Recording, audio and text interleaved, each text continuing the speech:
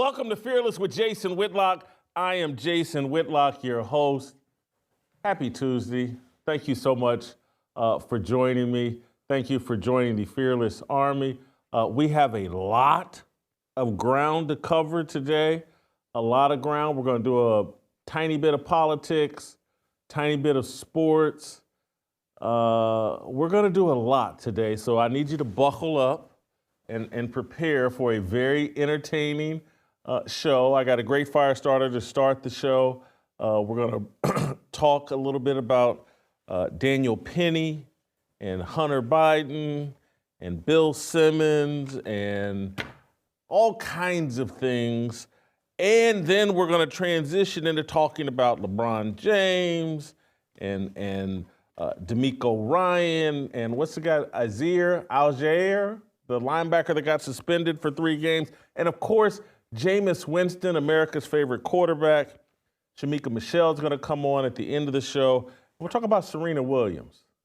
So jam-packed, action-packed show for you today. There's a lot I want to get off my chest. I hope that I'm prepared to deliver this. This could be a great show if I do my job. And I feel relatively confident that I'll do my job.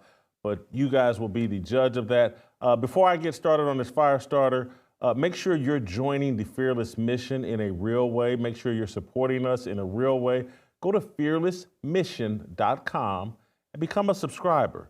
For Fearless40 is the promo code. It'll get you $40 off your yearly subscription to Fearless. I need you all to do that, to join this movement in a real way and to help support us in a real way or in the best way possible. Make sure you're hitting the subscribes and likes and all that stuff over YouTube. But most importantly, go to fearlessmission.com, become a subscriber, use the promo code Fearless40, $40 off. You get everything that I do, everything that's done at the Blaze. We need you on board in a real way. Let's get into this fire starter, an old school, old fashioned fire starter on a topic that I'm passionate about because I think we're going to be talking about this quite a bit this week. Before I do, I want to take another little sip of my first cup of coffee today to make sure I'm all fired up. You know, yesterday, Tiffany wasn't here. And, it really impacted me. I don't get my first cup of coffee.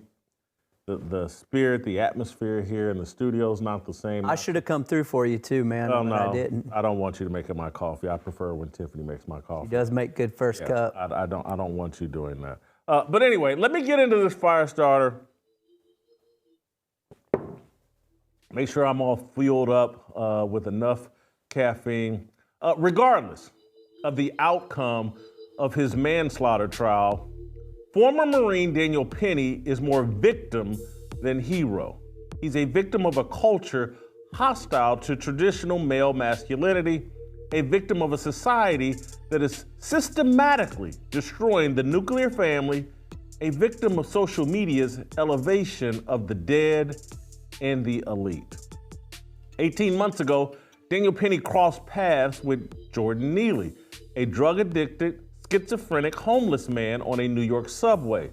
Neely, an ex-con, behaved erratically. He threatened passengers. He screamed he was willing to die and return to jail. Penny reacted. He grabbed Neely from behind, wrestled him to the ground, and restrained him with a chokehold he'd been taught in the military. Penny held Neely until the subway stopped, nearly 6 minutes, and then asked passengers to call police. Neely was alive and breathing when Penny released him. Neely died several minutes later as police and paramedics tended to him. Daniel Penny is white. Neely was black. In the rush to protect Daniel Penny from America's self-appointed racial justice experts, Penny's defenders have cast him as a hero. He is not. He's a victim of our twisted, anti-family, and pro-elites culture. This week, a New York jury will deliberate Penny's fate. Closing arguments in his trial began on Monday and will conclude today or tomorrow at the latest. I feel immense empathy for Daniel Penny. He's just 25 years old. His traditional upbringing and military service triggered his God-given instincts to act as a protector. In the same week, President Joe Biden pardoned a decade's worth of crimes for his son, Hunter. The criminal justice system could very well send Daniel Penny to prison for restraining a deranged lunatic with a history of violence. America has lost its mind. Rather than diminishing racial bias, we've simply changed the targets. We've turned Daniel Penny into the modern-day Tom Robinson, the fictional defendant in Harper Lee's classic novel, To Kill a Mockingbird. Lee's book explores the killing of innocence. Nothing kills innocence more than the destruction of family. Daniel Penny's freedom and liberty rest in the minds of a jury pool that has endured the same anti-masculinity, anti-family, anti-white man, and pro-elites propaganda as the rest of America.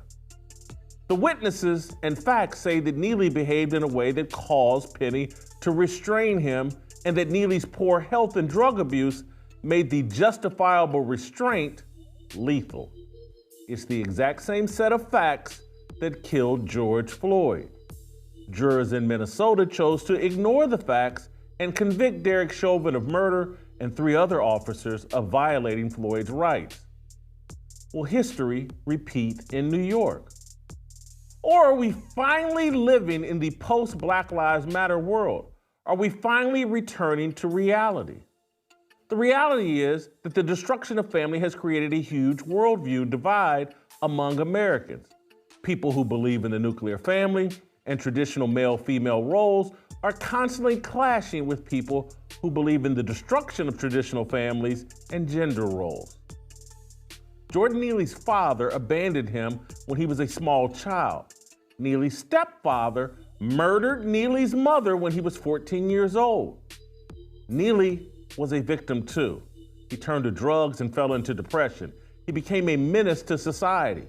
I feel sorry for Jordan Neely, but my empathy does not mean that I should be forced to overlook his schizophrenic and dangerous behavior.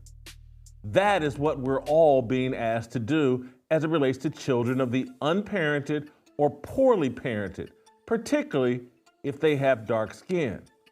Not only do we have to tolerate their misbehavior, we have to normalize, embrace, and celebrate their misbehavior. We have to pretend that Jordan Neely was a Michael Jackson impersonator, not a crazy person with a documented history of violence. We have to pretend that Kendrick Lamar and Cardi B are some sort of musical geniuses for rhyming profanities over clever beats. To avoid being called racist or coons, we have to avoid speaking holistic and biblical truth. The destruction of family and the rejection of male leadership are at the root of all wickedness plaguing modern America. We live in a world of unchecked emotion and narrative lies because our society is ruled by the worship of women and sexual lust. We live in a world that gets away with grossly favoring elites by pitting members of the working class against each other and sedating them with drugs, entertainment, and pornography. It's a system of distraction that destroys innocence and emasculates men. If Joe Biden thought Hunter would ever be on the same subway as Jordan Neely, Daniel Penny wouldn't be on trial today. He'd be a high-ranking member of the Secret Service. This verdict, and my conclusion, that's my fire starter, now I'm going to expound. This verdict, as it relates to Daniel Penny, I think it's nearly, I'm reluctant to say just as important, but nearly as important as this past previous election cycle, as this past previous presidential election cycle. What happens this week with Daniel Penny will be a signal to the world and to this society. Are we returning to normalcy and reality, or are we going to stay locked in this matrix abyss of racial justice and racial revenge and the avoidance of uncomfortable truth? This verdict is immensely important. It will affect the psyche and will let us know. And again, these individual jurors, have they snapped out of it? Have they snapped out of this cult-like mentality that America has been locked in? That anything white is evil and anything black is good. Anything black must be valued at the highest level or prioritized over anything white. As I stated in my Firestarter, I feel immensely sorry for Jordan Neely. Life dealt him a really bad hand. His father abandoned him. His mother was murdered when he was just 14 years old. I feel terrible. But what do you do? Because there are different levels of Jordan Neely plaguing American society. Not everybody is as deranged and as schizophrenic and as drug addicted as Jordan Neely. But we have a lot of kids growing up in destructive families who are nuisances, who are menaces to society, who reject all traditional roles, normalcy, codes of behavior. They all just want to make things up on their own. There's a video that I asked these guys to get of, there's a little girl in a Walmart or in some convenience store. It's SOT number 3. And I want to play this for you because this is what we're all dealing with, and no one wants to talk about it. And this is why I have some optimism about where we're headed in the world, that we're actually going to be able to address what's actually plaguing this world. And it's the destruction of family. And it's the rewriting of rules that kids of a certain skin color can do no wrong. And we must look at them as like, oh my God, we got to feel sorry for them. We can't correct them. We can't demand that we return to the nuclear family because we are pretending that that's not a reflection of a destroyed family. That's a reflection of just how racist America is. So I want to play you this little girl and listen to the voices and what's being shouted at her and to people that are trying to correct this poorly behaving child. And those of us with traditional values, those of us that believe in traditional roles, those of us that have expectations for children to behave themselves. We keep running into people that don't believe in traditional values, who believe in a matriarchal culture, who reject male leadership, who want to change all the rules of standard behavior and make it their way, where they can arbitrarily decide who's good and who's bad based on skin color. Play SOT number 3.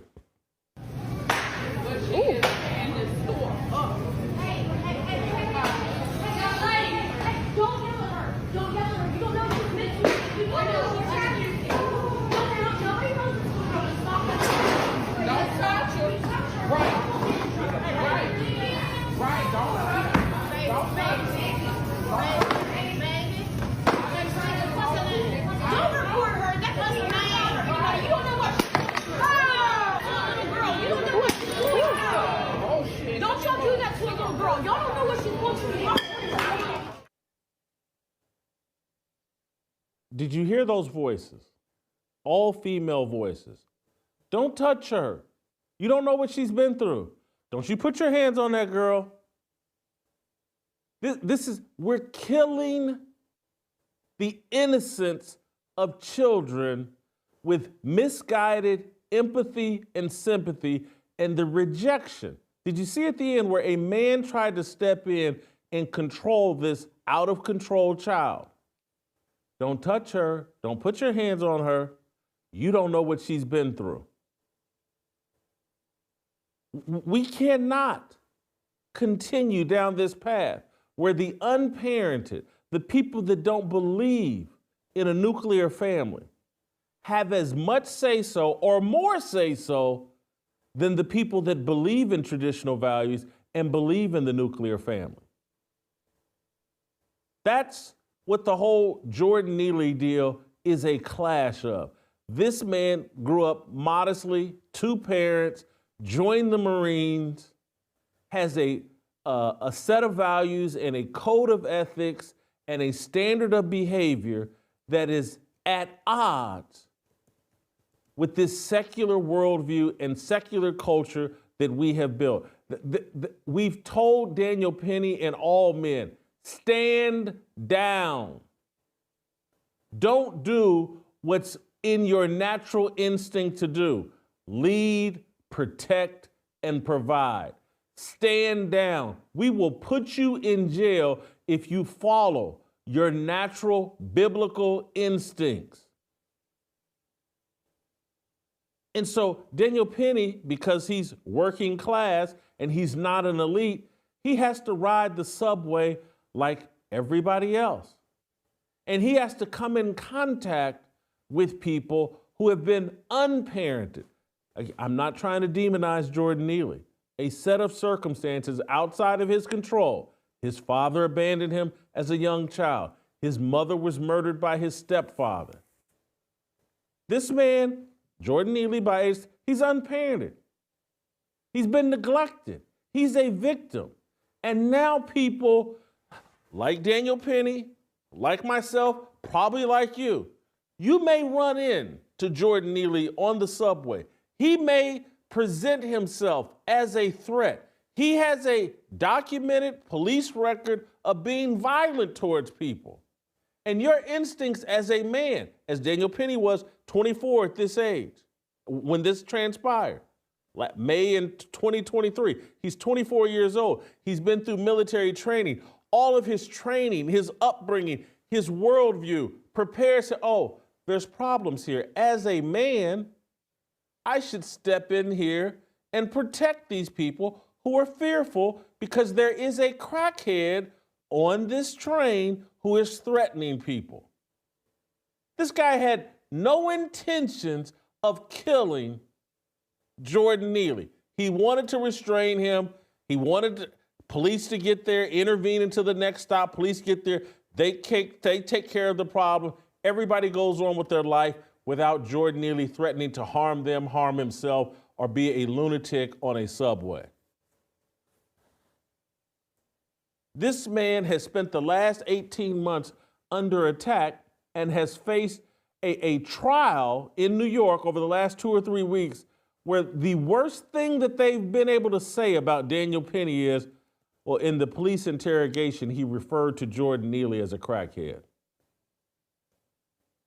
Jordan Neely was a crackhead. It's not the nicest thing you can call someone, but it would be like if Daniel Penny had been in a police interrogation and I had been misbehaving and Daniel Penny has said, well, yeah, the fat guy was acting up. He's just speaking facts. And we have to return to normalcy where we live in a society where you can speak facts without being demonized. That literally the worst thing this prosecution has been able to say about Daniel Penny is that he called this guy a crackhead in the interrogation room. And he wasn't as remorseful as he should have been. Jordan Neely died, and Daniel Penny explained his actions calmly and rationally and without emotion. And boy, what a terrible look for Daniel Penny that he's actually in control of his emotions. Look, I don't think Daniel Penny is a hero. I think he's just a man that's living in a society that's hostile to men behaving as men. And I'm hoping that world is coming to an end. There are other signs that it is, that this world of lies and narrative lies and demonization of certain people as some sort of revenge because of injustices in the past, that it's coming to an end.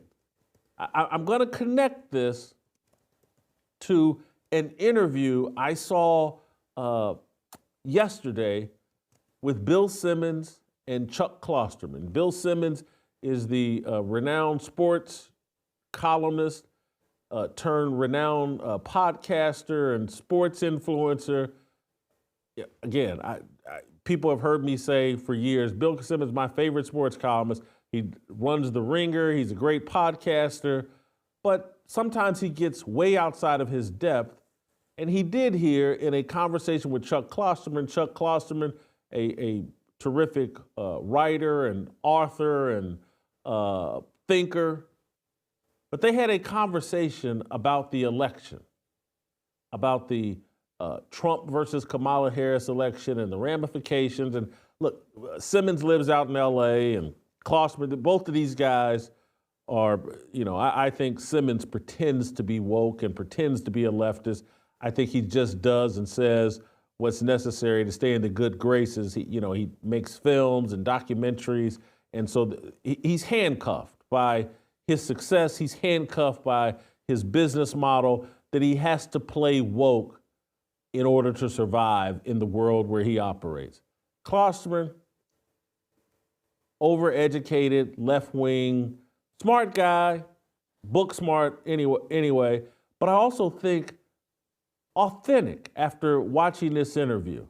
I want, before I play you excerpts and pivot the conversation to this part of Simmons and Klosterman and what it signifies and how it relates to Daniel Penny and this verdict, I want to take care of one of our great sponsors so that I have plenty of time to expound on this.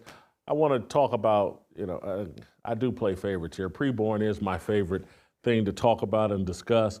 You guys know our worldview here. Life begins at conception. Preborn is an organization that supports that worldview at the highest level. They provide expectant mothers who are considering abortion, they provide them an ultrasound, a sonogram, a heartbeat of the baby inside the womb, an image of the baby inside the womb, and now that mother is now twice as likely to choose life. And that's when Preborn steps up and supports this woman throughout the pregnancy and, if necessary, throughout the first 2 years of that baby's life outside of the womb. Preborn is amazing. Our money that we send to Preborn goes to paying for ultrasounds. It's not wasted on mid-level executives and their vacation homes in Florida or someplace else. There's not a bunch of overpaid executives. Our money actually does what it's supposed to do, pay for ultrasounds. And once that ultrasound is paid for, once that mother experienced that ultrasound, she is now twice as likely to choose life. So whether you give $28 or $280 or $140 or $28 million, it all goes towards saving babies' lives. Right now, in addition to, we'll take $2.80, we'll take $28, we'll take 28 cents. But right now, we're looking for leadership gifts, people willing to give $5,000 that will pay for the entire 24-hour network for one day. The 24-hour period pays for the entire activities of Preborn. It's an opportunity to save 200 babies' lives with just a $5,000 leadership donation. There's two ways to give. Pound 250, say the keyword baby, pound 250, keyword baby, or give the way that I prefer to give, preborn.com/fearless. That's preborn.com/fearless. Let me go back to connecting Bill Simmons and Chuck Klosterman's conversation to the Daniel Penny verdict. And you got to stick with me, but I'm going to connect it because to hear Chuck Klosterman talk this way is amazing. And it helps, it leads to more optimism like, hey man, we're finally snapping out of, if hardcore leftists, if intellectual leftist thought leaders are starting to wake up and realize that they've been lied to and they've been living in a matrix, it's like, now, maybe we are returning to reality. Let's play SOT number one, Bill Simmons and Chuck Klosterman talking about this previous presidential election cycle and how they misread it. Play the clip. I really feel that I do not know what's going on in the world now. And I don't mean because of the outcome of this election. I mean of my understanding of what the world was like, and then the manifestation of the reality. It's like I was so, like, in 2016, it was like kind of a shocking outcome or whatever. This was less shocking, but yet it seemed as though I thought I had a pretty clear or a decent understanding of what the situation in the country was, and I was just totally wrong. It's like, I think the country is, we spent so much time, myself included, talking about how polarized the country is. I think in a lot of ways it's much less polarized than we realized, especially on a whole handful of issues. I suspected, you were one of these people where I after the election, I texted people and I just said, like, yeah, on a scale of 1 to 10, how surprised were you by this election? Not how you feel about it, just how surprised you were. And I found kind of a disturbing pattern. Okay. There are some exceptions to this, but for the most part, all the people I texted are, they're intelligent people who follow the news, but some people really follow the news. Some people voraciously follow it. They follow all the narratives. They kind of know anything you reference. They're like, oh, I already saw that story or whatever. Those people all gave answers like 8, 9, 9.5. It didn't matter what their political leaning was. Like, if they were really engaged with media, they were shocked by not just the outcome, but the fact that Trump won all the swing states, that he won the popular vote, all of these things. The people I know, like a lot of them are like doctors and engineers and stuff, who follow the news but don't give a shit at all about the narrative. Like, when they look at the New York Times website, they do not look at the right side of the page. They look at the left side of the page. They all were like 1, 2, 3. Like, they weren't surprised at all. And I now sort of have the creeping suspicion that engagement with media distances us from reality. That the more information I get, the more information I take in, the less I understand the world. And I don't know what to do about that, because that's a real issue if that is true. And that's how it feels for me now. My perception of what the world is being so shaped by these things that I'm not even close to what's actually happening. Do you feel this way? Like, how?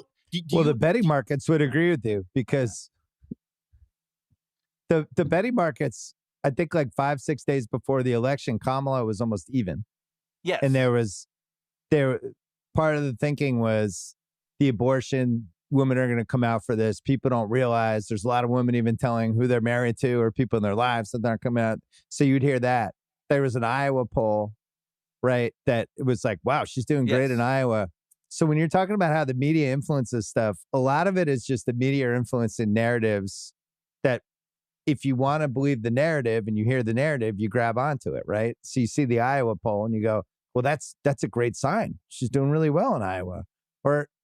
So it almost feels like stuff was nudging people different ways. But to me, it was like, I thought when Elon went on Rogan, I felt like that was the most important part of the election, whether people want to admit it or not. Like, Rogan coming out and saying that he was going to vote for Trump and that he was in on Trump, I think that influenced people. And I don't know if another media figure has that kind of power to shift votes. I'm not blaming Rogan one way or the other. I'm just saying there was real momentum that I think some people didn't want to overlook, because they were like, oh, look at the Iowa poll. I want to say this respectfully, because I do mean it respectfully. Bill Simmons, my favorite sports columnist. He's a brilliant, or was a brilliant sports columnist. He's a brilliant media mogul figure. I say that respectfully. But he can get well beyond his depth very quickly.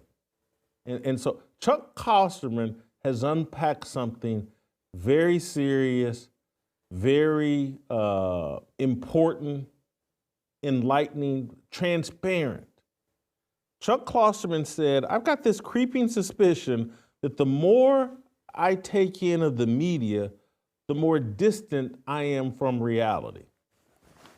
That's a powerful, transparent, profound admission.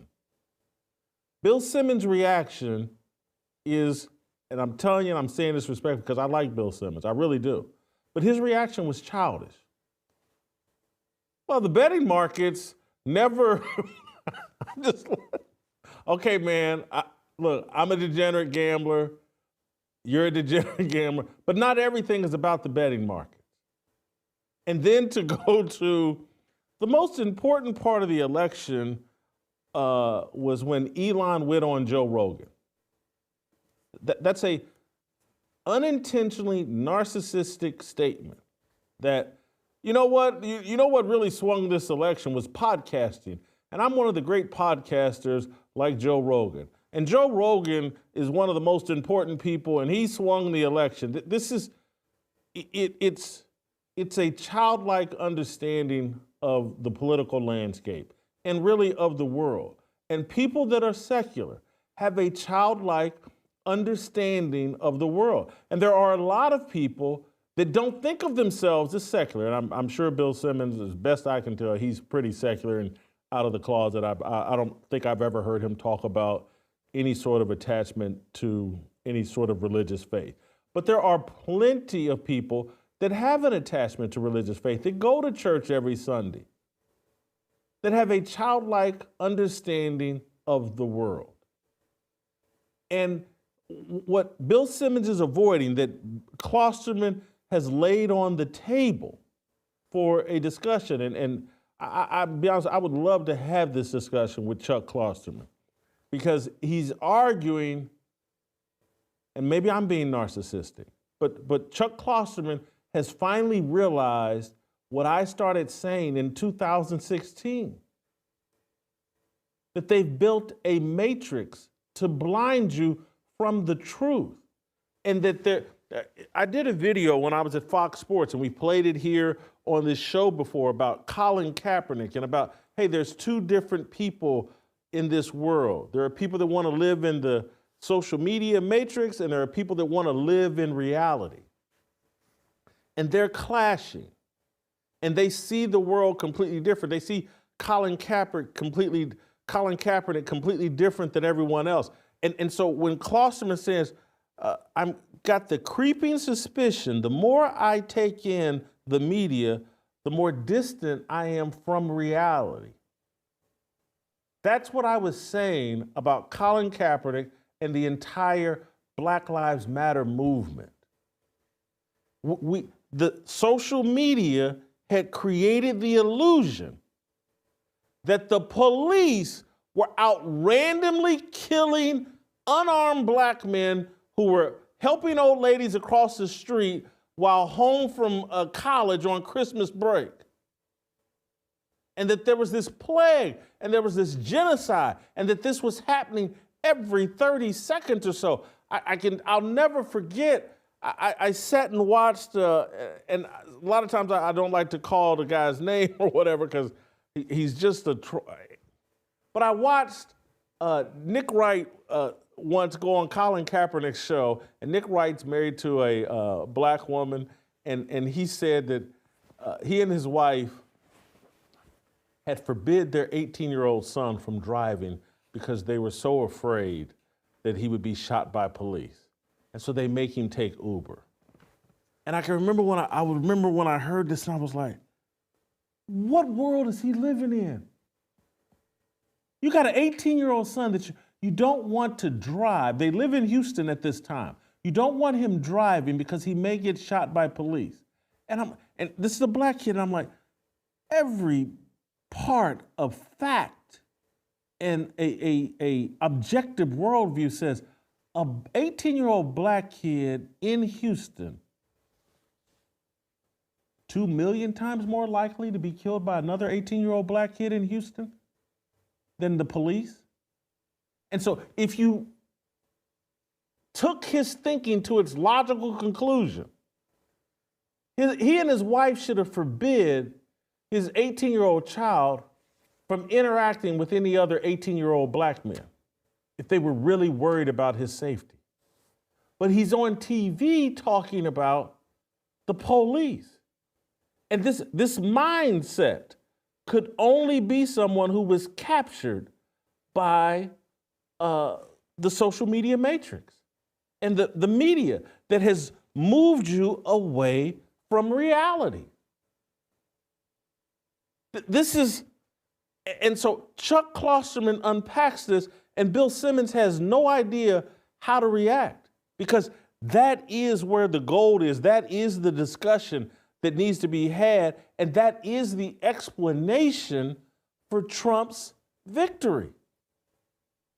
People are tired of the lies. This isn't about a Joe Rogan interview with Elon Musk. This isn't about any interview on any platform. This is about people saying, hey man, y'all told us that Building 7 fell because 2 planes ran into the World Trade Center towers. And people are like, that doesn't make sense. Why would Building 7 fall? You must be lying to us. It wasn't hit by a plane. This is people saying, hey man, y'all told us Lee Harvey Oswald in a building shot JFK in the front when the building is behind him, and you've never given us a good explanation. You've hidden the records for 60, 70 years. People are just tired of being lied to. People, and it was like, it took COVID. Everybody was on TV screaming, oh, you got to take this vaccine, you got to take this booster. Joe Biden, the president of the United States, said that, oh, it's going to be a winter of death for the unvaccinated, or whatever it was he said. And he couldn't wait for the unvaccinated to all just drop dead, and they deserved it. People are tired of being lied to. And yes, I know Trump orchestrated Operation Warp Speed. And that has created the cynicism, or helped the cynicism, or empowered, fueled, energized the cynicism, where people are just tired of the lies. And when they had a choice in 2016 I want to go with the most authentic candidate. They thought Trump was more authentic than Hillary Clinton. In 2020, they thought Trump was more authentic than Joe Biden. But as we were told, the other side fortified the election, used COVID to justify mail-in ballots, and somehow Joe Biden got a record number of votes. Look, we're tired of being lied to. We believe they stole the 2020 election. And in 2024, when they couldn't easily steal the election, the truth came out. We're tired of being lied to, and we want a presidential candidate, no matter how flawed. At least have him be authentic. At least have him be someone who will shoot straight with us, even with his mistakes. We don't want a president like Joe Biden, who will get in front of a camera and say, the biggest threat to America is white supremacy. Everybody knows that's a lie.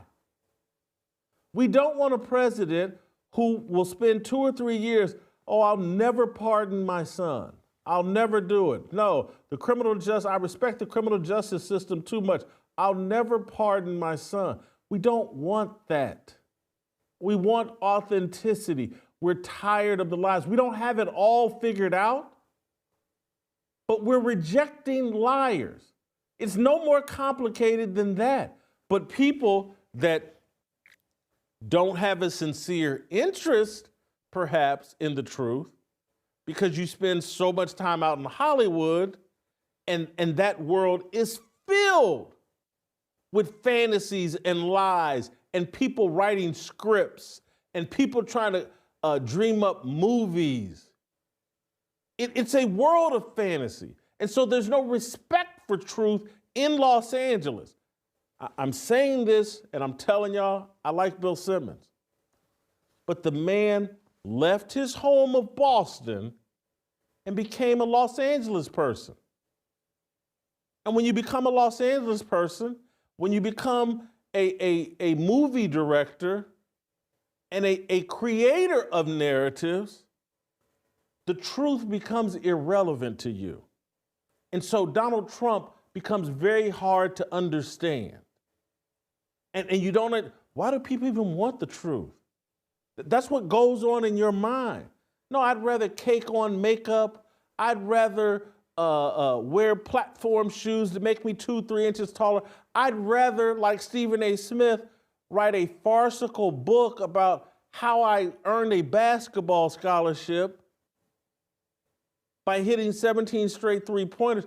That's the world Bill Simmons and these guys live in, a world of lies. And so they're not bothered by lies. But there are a lot of Americans and people that prefer the truth, no matter how uncomfortable. And it's like, as a black person, do you think that I sit here and say, hey man, I'm gonna say these tough things about black people and I really enjoy it? No, I don't enjoy it, but I know that the truth sets you free. I know that the truth is the only solution. And so we can sit here, blame white folks for this, blame white folks for that, and I'm not interested in defending white folks because trust me, they got their sins too. It ain't a bunch of black doctors killing babies in the womb. We can go all day about their sins. But damn it, it's so obvious that the destruction of family, the abandonment of the nuclear family, the rejection of male leadership, male headship, is at the root of all the problems plaguing America, but plaguing Black America most acutely. It's so crystal clear and so obvious. It's not a skin color thing. It's a worldview. It's a philosophy. It's a conviction. It's a rejection of everything in the Bible. And trust me, I know the people that go to church every Sunday, but they reject everything the Bible prescribes because they're slaves to their real religion, politics. They're slaves to their own delusion and fantasy that they did something great. You have black women running around, well, we're not going to save America anymore. Do you know how delusional you have to be? To sit around and think that a bunch of single, angry, 2 and 3 baby daddy black women think they saved America? Our kids are failing academically at the rate that they are, and you think you saved America? And that, any failure that happens to you or your kids, it's all white racism. It has nothing to do with your worldview. It has nothing to do with your behavior. And this whole belief that whatever you want is the greatest thing in the world and will lead to someone's salvation. And this whole worldview that if people don't kiss your rear end, if people don't treat you like you're the chosen one or you're the chosen people, anybody with that worldview, that they're the chosen people and they get to decide whether you're a good person or bad person based on how you feel about them, that's an idiot with a reprobate mind. And yes, I'm talking about all of them, whether they're in Israel or America. If you think you're the chosen ones and that the whole world revolves around how people treat you, that's a reprobate mind.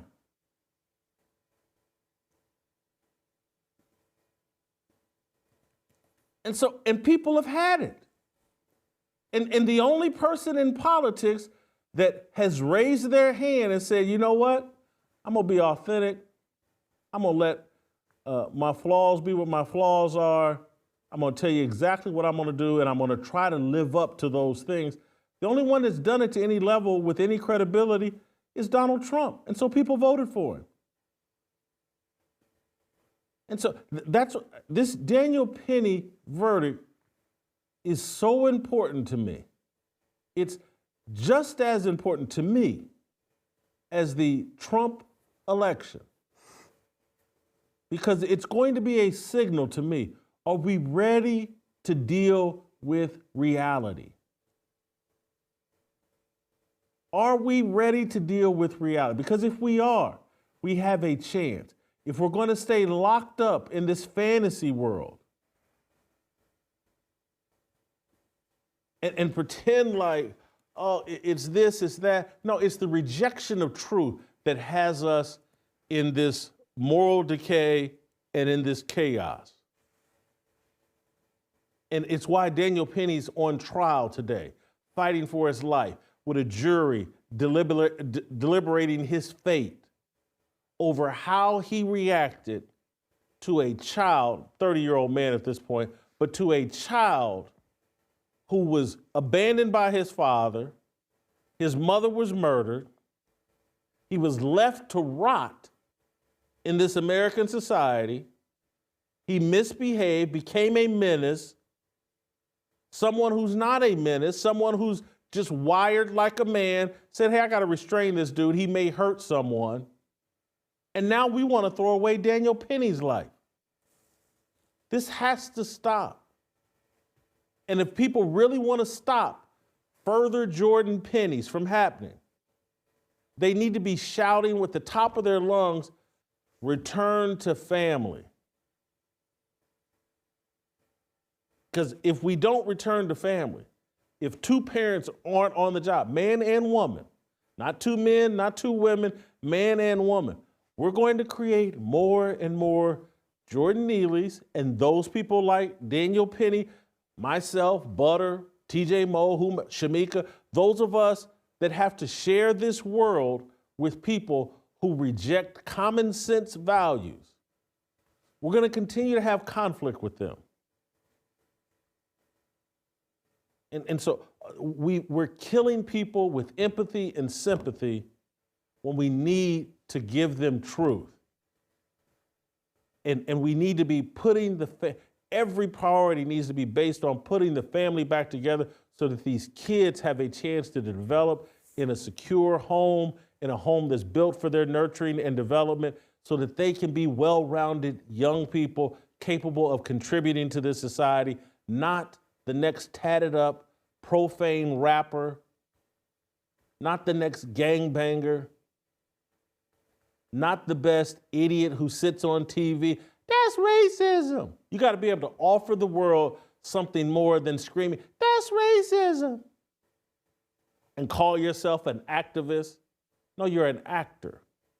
And you're someone with no skills other than to be able to go on TV and say, that's racist. I want to play one more clip from Simmons and Klosterman. Before I do that, though, I want to talk to you guys about Alpine Gold. Inflation is eating away at your savings. It is showing no signs of slowing down. I got something you can do about it. At Alpine Gold, you can start earning a competitive return on precious metal leases that allow investors to protect against inflation while earning a competitive return at the same time. Every other precious metal IRA is lacking this. That's why Alpine Gold offers gold leases that pay you in gold. Everyone is eligible to start with returns up to 3.5% average per year. The Goldback is the world's first physical interchangeable gold money that is designed to accommodate even small transactions. Goldbacks do not need someone else's approval to spend, do not specify where they can be spent or what they can be spent on. They're anonymous. No one needs to tell you where and how to spend them. When you buy 100 Goldbacks and lease them, Alpine Gold Exchange will give you 5 Goldbacks on your first lease payment. Payments occur 1 month after your lease begins. Limit 1 payment per person. Also, when you buy $1,000 of Goldbacks, they will waive all credit card fees, a 3.5% savings. Learn more about Goldbacks by visiting alpinegold.com. Use the promo code FEARLESS to receive free shipping on orders of $200 or more. That's alpinegold.com, promo code FEARLESS. I want to play you one more clip from Simmons and Klosterman. And this is them acknowledging that the mainstream media is dead. Play the clip. Wait, here's the other fucking problem. know what's going on. I don't know what's happening. Like, I don't know what's happening in the world. And I have to accept it. I have to accept that I have no idea what's happening because I don't. Like, it's not, and I'm not saying this from this position of outrage. I'm saying this from a position of sort of like, I guess in some ways, vulnerability, like just my recognition that I am now receiving my understanding about life through external sources that are not giving me a real depiction of what's happening. That's humility, Chuck. And everybody needs to strap on their humility and admit what they don't know. Most people are incapable of showing any humility. Everyone elects themselves an expert. They know all. And you could accuse me of the same thing. I would reject that because if you listen to me on this show, to what I actually say and how I actually operate, I'm an idiot. I'm an idiot. I talk about all the mistakes I made, all the mistakes I'm still capable of making. You've watched people on this show contradict me and correct me on this show, and you've watched me in real time say, man, I was wrong. Thank you for saying that, Anthony, Bobby, Virgil, TJ, Butter. Butter, I laughed out loud. Butter talking about Russell Wilson's going to do X, Y, and Z. I laughed at Butter. And then I had to circle back. Hey, maybe Butter's onto something. And again, I'm not trying to put myself on any sort of pedestal. I've just done enough dumb stuff to know that I don't know everything. And that the handful of things that you'll hear me passionate about where I know like, oh, I know I'm right on this. It ain't me. It's just me standing on what's in the Bible. And God prescribed the family, man, woman, and child. I will stand on that every day of the week until the day that I die. That's not me. That's what God said. And so I know I can trust it. There's nothing I think that I fully trust. Nothing. But I'm listening to Chuck Klosterman with this humility, and he finally got the wake-up call because twice in a 12-year span, or how many ever years it's been, 10-year span, Donald Trump has been elected president, and this guy has had to acknowledge, like, hey, man, I didn't think America was capable of this. What's going on? I've got America misread, and clearly I'm being lied to by corporate media and all the sources where I'm getting information. I don't have a true reflection of reality. And I'm so glad you're acknowledging that, and I hope that Bill gets there as well. Many of these guys, and again, I don't know Chuck Klosterman's wealth, but I would imagine he's done pretty well. He's written some great books. He runs in that elite crowd. He's done pretty well. Chuck, you got to change up your friends. You said you texted a bunch of people. You may have the wrong friendship group, and you elites, you cultural elites, those of you out there in Los Angeles and running in them circles, or maybe Chuck's in the Northeast, I don't know, running in those liberal circles where everybody is book smart but has no common sense, and they go to the wrong book, not the Bible. They go to all these man-made, man-written books, not the Bible, for their insight, their wisdom, their discernment. You got the wrong source. And all of you that have bought into climate change and all this other stuff that they spew out man-made science, you got the wrong source.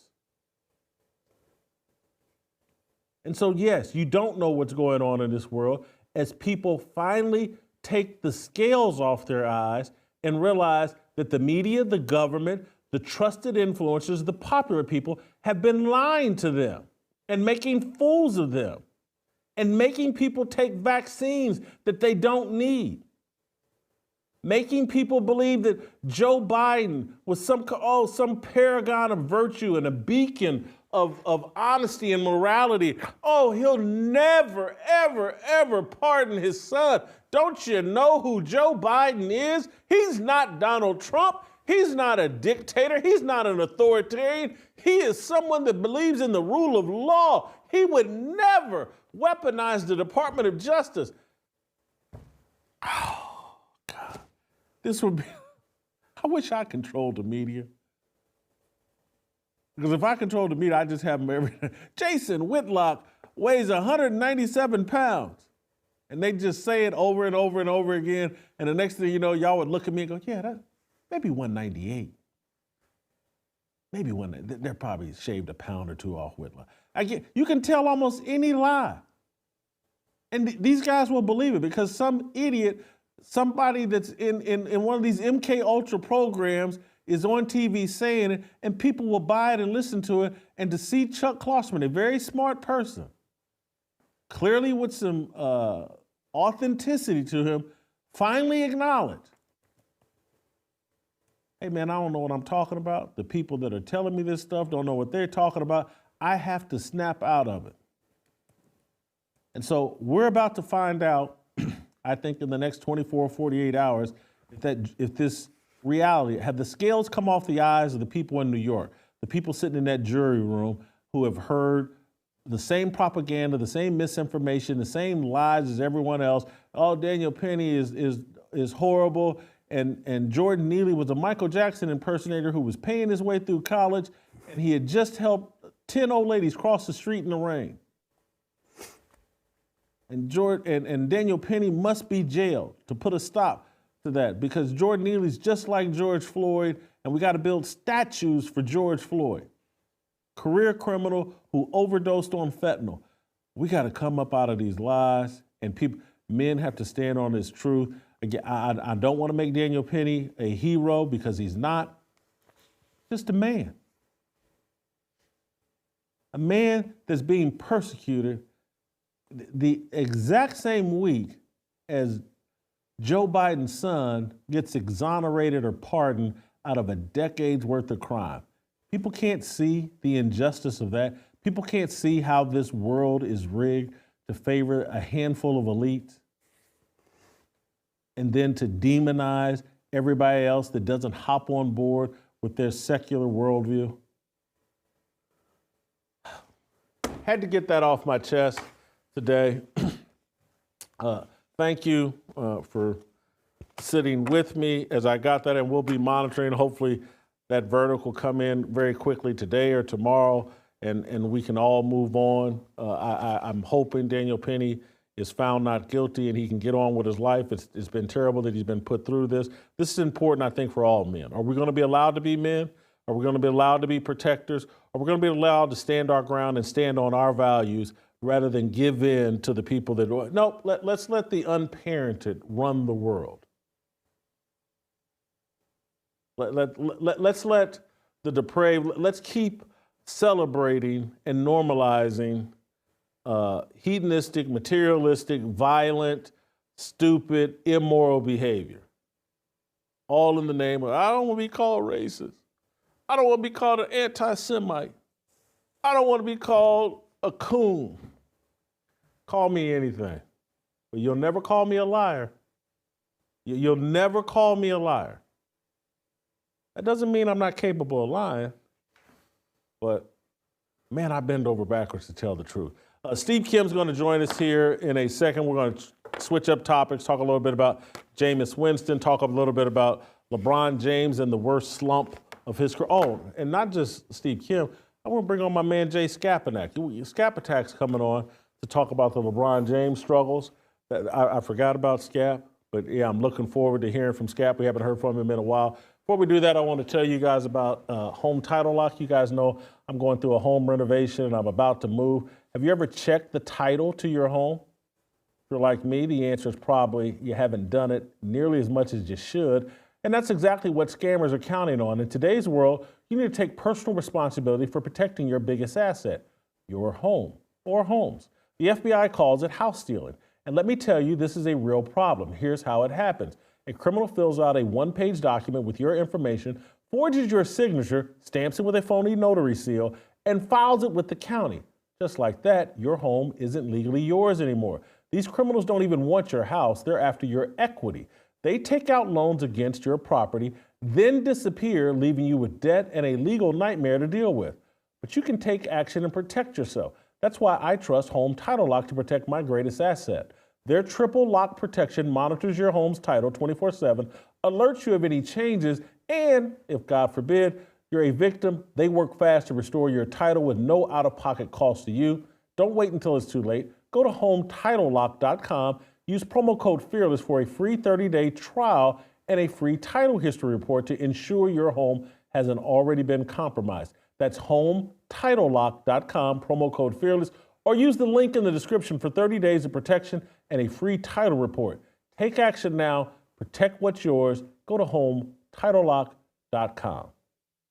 My man Skap Attack, the Skap Attack, and LeBron James. Next.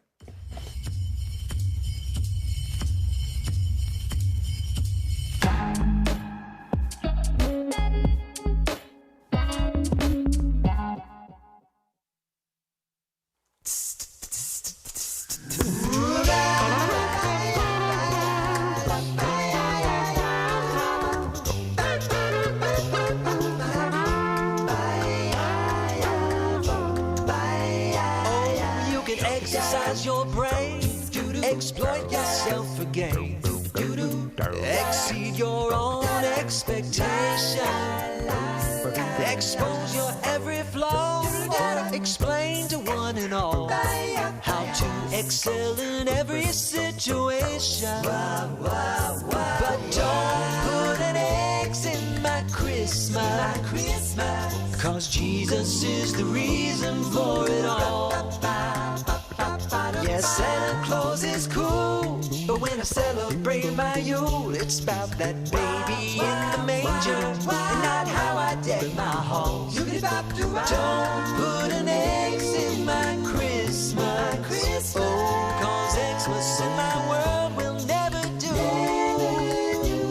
But if you have to put an X in something, then Twitter's got an X that's just for you. Brittany Griner.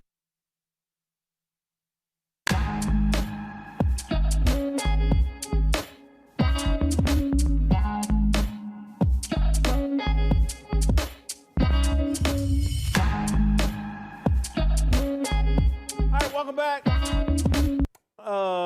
Welcome back. I don't know why we played the Fearless extra intro, but this is not extra Fearless. It's just a continuation of Fearless. Skap Attack, you guys know him. He's obsessed with debunking LeBron James as the GOAT in basketball. Skap is going to join us here as we talk about LeBron James, who's in the worst slump of his career. I think he's missed 20 straight three-pointers. He's playing horribly over the last 10 games. This is all culminating with him doing this whole nepotism move with his son, Bronny. Could we put Skap on screen? Let's welcome Skap back to the show. Jay, what do you make of LeBron James? They're saying that he was going to play 82 games this season. Now they're saying, I'm not sure if he can play 82 games. His plus minus is the worst on the Lakers team. Can we just write this off as like, hey, the guy's 39 and father time has caught up with him. No harm, no foul here. It was bound to happen. Let's cut LeBron some slack. This would happen to anybody in their 20th, 21st season. Your thoughts? Well, Jason, first of all, thanks for having me. As always, a pleasure to be here with you. And look, the reason I reject that narrative line is because longevity is the preeminent feather in the king's crown in his argument for his GOAT status. Like, him playing at these high levels into this advanced stage of his career is what his entire case is constructed around. We know that his peak does not touch not only Michael Jordan, but several other all-time NBA greats. Therefore, it's just the sustainability that LeBron has been banking on. And he has been absolutely terrible this season. You mentioned the plus minus. It is minus 111 currently right now. But beyond that, the on-off numbers are historically abysmal. He is losing 16 points per 100 possessions this season that he is on the court for the Lakers. That means that every 100 possessions he's playing, the Lakers are losing 16 points. To put that number in perspective, like SGA, who's one of of the preeminent MVP candidates is plus 16. Nikola Jokic right now is like plus 30 almost. LeBron is minus 16, Jason. It's because of his laughable defensive effort. It's because the far and away turnover king in NBA history is almost leading the NBA in that statistic this season. When you add it all up, this guy is hurting the Lakers. He's an absolute detriment. And that's really where I impugn LeBron the most for this. It's not the lack of his physical tools or the diminishing of the physical tools in his 20th year. It's the fact that he doesn't care to put in winning caliber plays. He's just storing energy through various stanzas of the game so that he can continue to stat pack and try to build his little hollow box score establishment up here that he's been working on for the last 22 years now. But the Lakers are supposedly a title contender. He's got a top 3 MVP candidate in Anthony Davis. He is actually impairing their ability to challenge and to threaten for an NBA title this year. That's what we should really be taking some points away from the LeBron GOAT case, I think, this year on. You said something I need you to circle back on and clarify. I'm sure you're prepared for this, even though I didn't tell you. But you said his peak does not touch many other players. So that's not just Michael Jordan, you're saying. Whose peaks were higher than LeBron James's peaks? And you're making me think of, LeBron, when he carried Cleveland to that first NBA finals, that's peak LeBron. And you're saying there's a bunch of people not named Michael Jordan who had higher peaks than that? Yeah, that's right. If you want to look at that first NBA Finals, first of all, Jason, that was in the putrid, festering turd that was the Eastern Conference back then. He didn't even play a team with a winning record till the Eastern Conference Finals that season when he faced the Detroit Pistons, who did not have Ben Wallace anymore that year. I believe he was in Chicago that season. So the only winning team he got before the Spurs in the finals was until the Eastern Conference Finals. So that was him carrying a team, then getting swept in the finals while shooting 35% against the San Antonio Spurs in a series that was highly winnable. That his third-rated defense for the year held the Spurs to 89 points per game in that NBA Finals series, but yet LeBron couldn't even get one game in his peak. See, when I look at peak dominators, Jason, I look at guys who would have won that championship, who would have taken less or marginal talent and went all the way and won it. Where do we see LeBron James ever doing that throughout the entire course of his NBA career? His first 2 championships came in Miami in stacked, loaded conditions with a super team, 3 perennial All-Stars and Hall of Famers on that squad in Dwayne Wade and Chris Bosh. He then goes and gets Kevin Love, who's a top 10 player at that time, and ascending Kyrie Irving. He wins 1 championship with that. Then he traverses his way to LA and gets Anthony Davis, who is an undeniable top 5 player in the NBA in the 2019-2020 season when he won his 4th title. Where do we see an example of LeBron defying all odds and leading a team to a championship, a challenging championship? It's never happened. In 22 years, we're still waiting. Conversely, we have plenty of other examples of that. Well, I'm saying we have plenty other examples of that, including Michael Jordan. I will even present to you Kobe Bryant with Pau Gasol as his only other All-Star. Kobe Bryant winning back-to-back NBA championships without another top 75 player in a loaded Western Conference where he's playing 50-win teams in the first round. I will even take you and present Hakeem Olajuwon.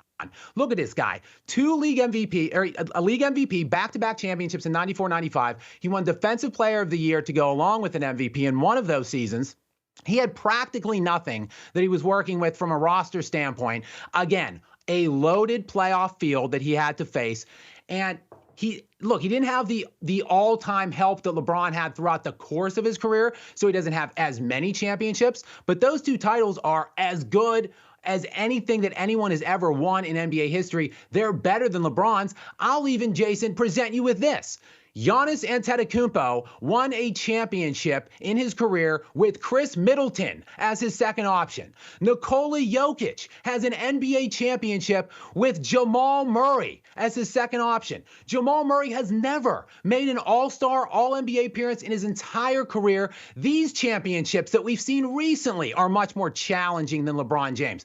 I would put plenty of players' peaks above LeBron James, as well as from an eye test standpoint.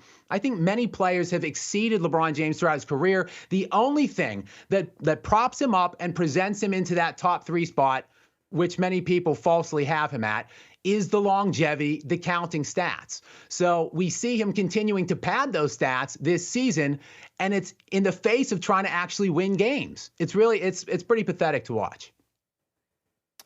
I'm going to give you a couple names that you left out. Allen Iverson carried the Sixers to the NBA Finals with a similar type roster that LeBron had in Cleveland. Maybe worse, who knows, but Allen Iverson, half the size of LeBron James. Isaiah Thomas won 2 back-to-back championships with a lot of good players, but no all-time greats around him. So there's a couple of names you left out that if you really wanted to go further, I think what's transpiring right now is just a reflection of just how narcissistic LeBron has been in terms of this has only been about him and his son playing together and making that bit of false history. And now that he's done that, and now that he's seen that his son is getting no credit, and nor is he getting any credit for it, LeBron has lost some interest. He looks like a guy that's playing in his 20th year, knows that he's not going to win an NBA title.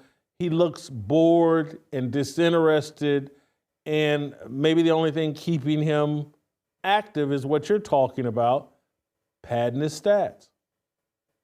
Absolutely. And Jason, the Bronny situation could not possibly have gone worse. They draft him. They steal Dalton Knecht with the 17th pick overall in the draft. Knecht looks like a bona fide rookie of the year. He's at the very least in the top 2 contention for that metric. Dalton Knecht has led this team in scoring twice, including a crazy 37-point game where he made 9 3-pointers, which ties an all-time NBA rookie record. And as all of that is transpiring, Bronny James in this same rookie class is absolutely stinking it up in the G League. This kid is averaging basically 5 points per game on terrible shooting in the G League, similar to what he did at college in his first season. It just looks absolutely pathetic right now. And really, it's a commentary on LeBron. He's hurting this kid's career. Like, the pressure that he must have placed on Bronny to come out of college when he clearly wasn't ready and put him in this environment has opened him up for this kind of criticism. What kind of parenting is this? What kind of tactics are these that we're seeing from him? And now, the whole way, LeBron has been talking about this as if it's an accomplishment for him. Because again, the longevity stats, the longevity metrics. So I think this whole season is just looking like a colossal disaster from the outside looking in. And the Lakers, quite frankly, they're in playoff range and they've been flirting with a top 4 seed line. This is a team talent-wise that if LeBron was playing winning basketball could be a viable title contender. I'm not just saying that. Talent for talent-wise, this roster has the talent to compete for a championship, but LeBron James is not interested in making winning plays and playing winning basketball. He's more concerned with what his stats look like. How much blame do you put on J.J. Redick, if any? It's difficult, Jason, to put any blame on J.J. Redick. This guy is so ridiculously unqualified for this position. He has it only because his bestie and wine-sipping podcast co-host LeBron inserted him, basically dictated to the Lakers front office and ownership that this is the guy that we're hiring. So if you're J.J. Redick, and literally the only reason you're there is because LeBron essentially himself hired you, what are you supposed to do other than whatever the hell he asks you to do and wants you to do? The people that should bear the weight of this blame, other than LeBron himself, is the Lakers ownership. What in the world is the Buss family doing? Jeannie Buss, village idiot number one, who has just constructed this whole 6-year house of cards around LeBron James. This was so inevitable to see coming with the ego on this guy, but Jeannie Buss just kept on bowing at the altar of the fraud king, and now here we are, wasting Anthony Davis's prime away and probably any viable opportunity to win a championship for the next decade. Jerry Buss, the great late Dr. Jerry Buss, would be rolling in his grave right now. I want to ask you about something a little bit maybe outside your expertise, but I think it all connects. Well, actually, I think it definitely all connects. It was reported, I think, by Bloomberg that LeBron James's media company, Springhill, is going to lose $30 million in 2024.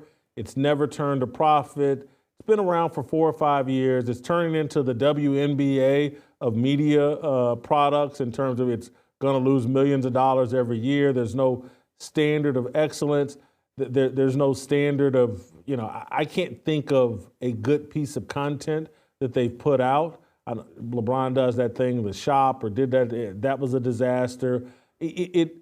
Springhill Media just seems like a way for LeBron to influence the media by offering employment to key people in the media and dangling that carrot out. Hey, if you get dumped by ESPN or Fox Sports or some media company, there's a potential job for you over here with Springhill Media and uninterrupted. And so, hey guys, make sure you say nice things about me. And so we'll potentially employ you. And maybe you'll be represented by Clutch Sports, Rich Paul. And so now continue to preach good things about me. It seems like LeBron's whole media company deal, along with his agency, is really all about furthering the LeBron GOAT narrative and being able to put puppet strings on key members of the media. Yeah, Jason, absolutely, definitively, you are spot on here. And, it's shocking, actually, that Springhill, are you telling me that a production company that oversaw the epic Titanic disaster, Space Jam: New Legacy, a production company that is employing Jamel Hill, you mean to tell me that production company is losing money? Absolutely breaking news here, shocking stuff. But you hit the nail on the head. LeBron James has constructed this narrative around him. Like when and how did this guy pass several key players? Look at Kareem Abdul-Jabbar. He has the most MVPs in NBA history, 6. He is top 3 in 3 standard box score metrics. That's points, rebounds, and blocks. Been to 10 NBA finals, won 6 of them, had an amazing collegiate career. Like, when and where did LeBron James just pass him? When and where did LeBron James jump Kobe Bryant, who was in his same era or the requisite kind of an era? Like, how did LeBron get to Michael Jordan? Somehow, somewhere along the line, it's the media influencers that have hoisted him up. And before our president-elect, the Don, initiated the fake news narrative, Jason, I've been talking about this for like 20 years, using fake news in sports. LeBron James, though, is sprinkling in even more influence peddling by these 2 production companies. And we don't even know who Clutch Sports is paying right now. Like, there are media personalities on the Clutch payroll that we don't even know. Like, can we get these reports? Can I helm some kind of a congressional hearing into investigating some of these Clutch payrolls and see like who is on it and who is potentially going to be in this new Springhill now that they're going to do the merge and they want to, become even more influential, an influential voice in the sports media world? Are they going to hire maybe Shannon Sharp? Can he get on there? Maybe I would think Nick Wright's probably going to be a leading voice and advocate there as well. But Jason, this is all he has. He has to deceive these ignorant masses that are unwilling to go and check the facts for themselves or unwilling to look and actually examine his case, his go case or lack thereof on its own merit for themselves. They're just going to take the bait from what the media is peddling and giving them. We saw very interestingly in this presidential election cycle, the most amount of people, at least the amount of people that were voting for Donald Trump, looked outside of what the media was lying to them about for the last, 6 to 8 years. Will we have that kind of push in the sports realm to reject the LeBron messaging? this has been kind of my crusade for the last couple years, is to try to shine some kind of a small light on the inaccuracies that kind of follow him and present around that case. Skap, let me give you another rabbit hole to look down, and you maybe have already looked down this rabbit hole, but I think what's going on with Caitlin Clark and Nike is LeBron-centric. Obviously, they're in bed with A'ja Wilson, and the whole woke crowd has said, you got to do A'ja Wilson first and blah, blah, blah. But now I just heard that Paige Beckers is going to have a signature shoe before Caitlin Clark. And so I think part of the diminishing or the delayed push of Caitlin Clark is she's not going to get pushed until LeBron James is out of basketball. Because I think she is the true rival. She is, to me, I think, the biggest star in all of American sports.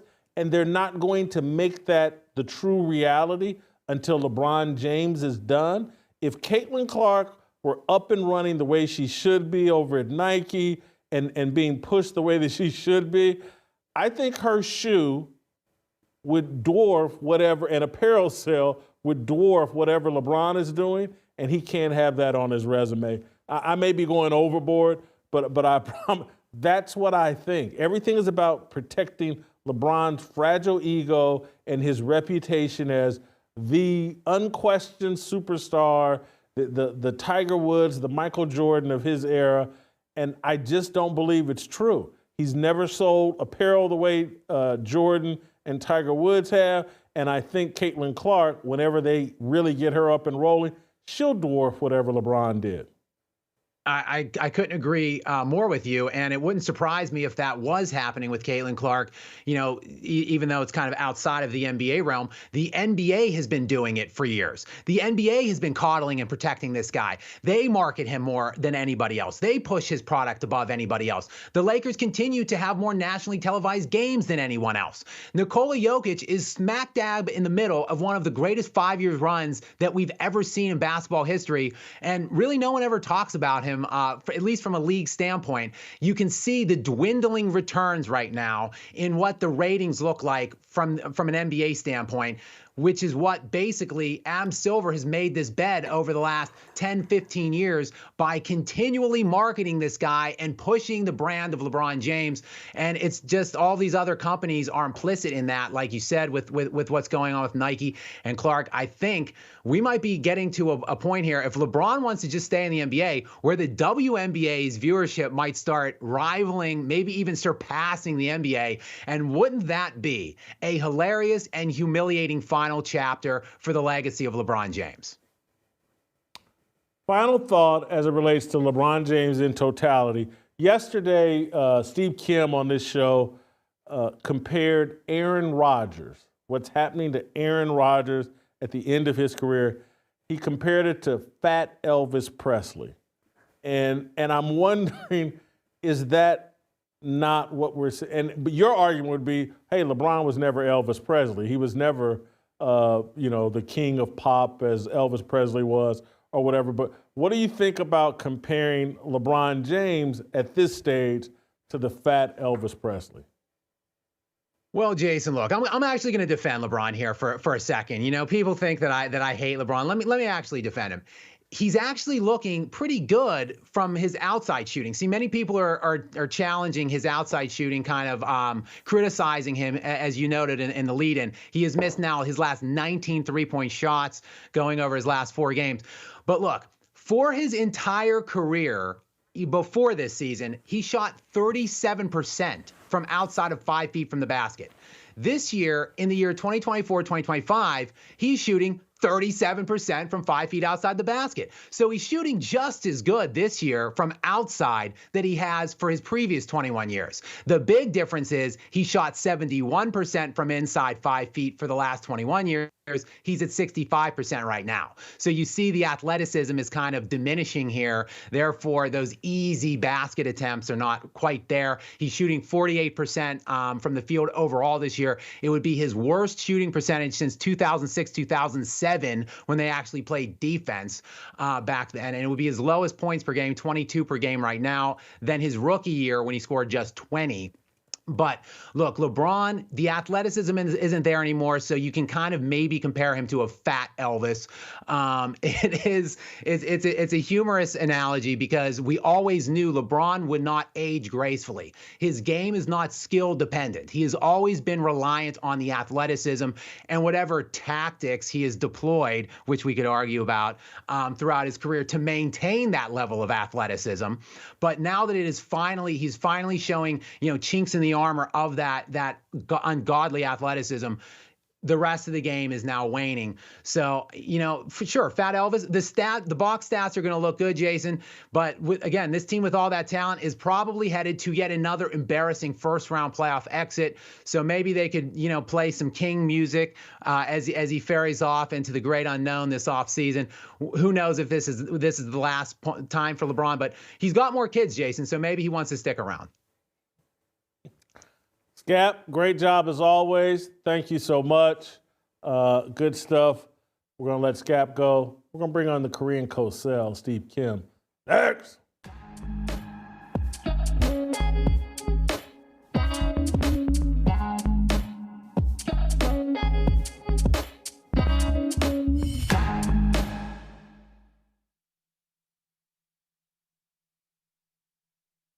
Brittany Griner is a 6'8" lesbian woman, tatted up from head to toe, that plays in the WNBA. She traveled to Russia and tried to sneak a little hashish, weed of some sort, through customs in Russia and got arrested.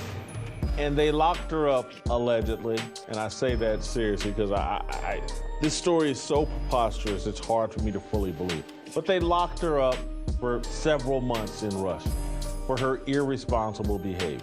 And the woke sports mind virus was so strong that the President of the United States, Joe Biden, and his administration prioritized getting a 6'8" lesbian out of prison over getting Paul Whelan and servicemen and others, Americans, military people, journalists. We prioritized Brittany Griner, a basketball player, tatted head to toe, lesbian who did something completely irresponsible. She's in a foreign country. We had to get her home before people, and keep in mind, Brittany Griner is one of these kneelers, no respect for the national anthem. She's on record with all of this. Welcome to Extra Fearless with Jason Whitlock. I am host. Oh my God, Lyndon Johnson, his thoughts are so disgusting. I can't believe you would engage with him. All right, welcome back. Time for some Korean co-sell. Steve Kim, welcome back to the program. Steve, I wanted you to pick up where Skap and I just left off. I don't know how much you heard of that, but Skap pretty hard on LeBron James, the struggle he's going through right now. Then we transitioned into his failing media company, went into your I compared LeBron James to a Fat Elvis Presley. Your thoughts on what's going on with LeBron James? All right. Hold on. I'm not going to go Fat Elvis with LeBron.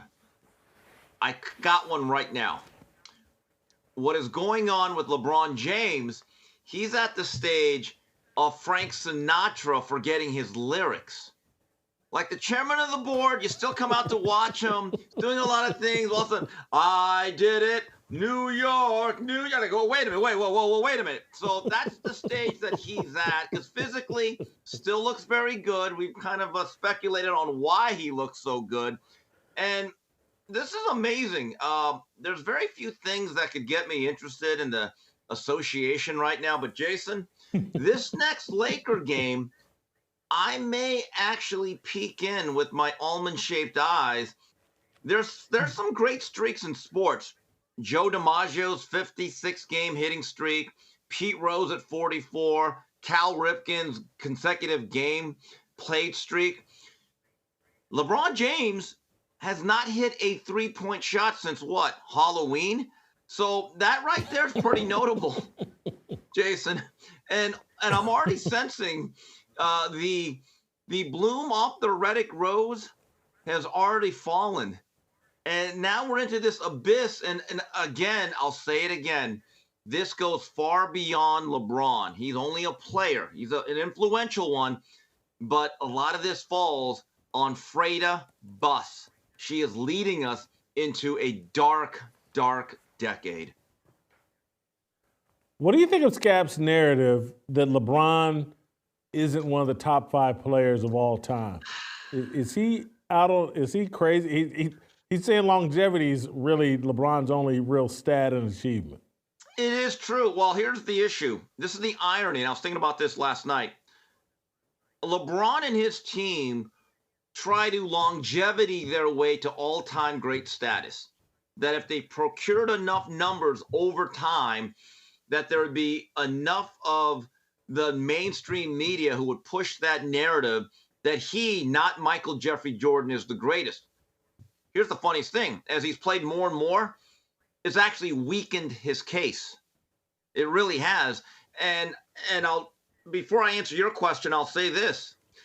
I saw how you played some of the Bill Simmons Klosterman conversation. I found that to be very interesting because what's happening in sports media is a mirror for what's happening in political discourse and media.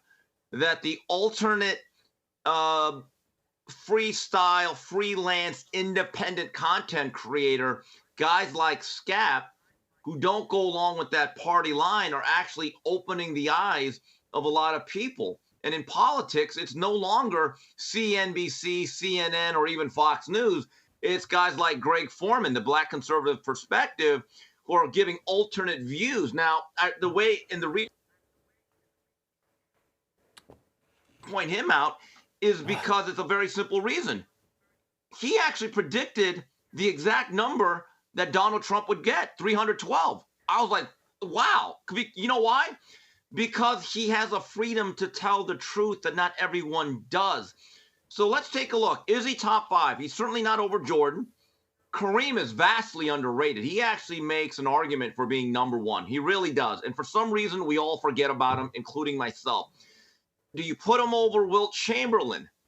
I mean, Wilt Chamberlain didn't win a lot, but the sheer dominance that he had. So, and if you count winning, Bill Russell has to be up there. There are a lot of people now, and you talk to players of the last 25 years, not us old guys.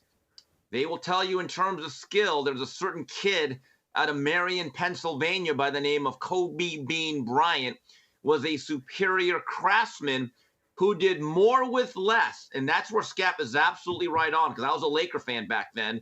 So right there, that's about 6 or 7 guys. So, Jason, I certainly think he's top 10, maybe not top 5. I think you left off 2 guys that I sincerely believe better than LeBron James, and that's Bird and Magic. Yes, no doubt. I would take peak Larry Bird, peak Magic over peak LeBron James, and I know they played with, Magic played with Kareem, Bird played with McHale and Parrish, Dennis Johnson, Danny Ainge. Larry Bird had great teammates. But peak Larry Bird, he's better than LeBron James. I'd rather have Larry Bird's peak season. Jason, from 83 to 85, 86, I believe he was the back-to-back-to-back MVP of what I would consider the deepest era of NBA basketball, truly the golden era. Both of those guys, I also give them a little bit of a bump for this reason. They stuck with one team. That matters to me. It may not matter to the statisticians or the analytic people.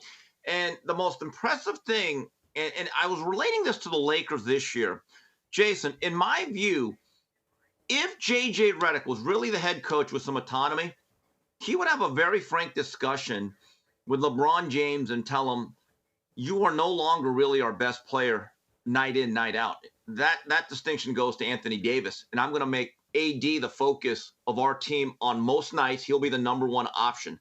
Now, that might seem apocryphal to some people. Go back to the summer of 86, 87. Lakers had just lost to the Houston Rockets 4-1, and it looked like our dynasty of Showtime was over. That summer, Pat Riley had a meeting with Magic, and Magic was a pass-first consummate point guard. And he said, Magic, I'm going to tell you this right now. You are now my number one option. And they told Kareem, you're going to be our solid number two.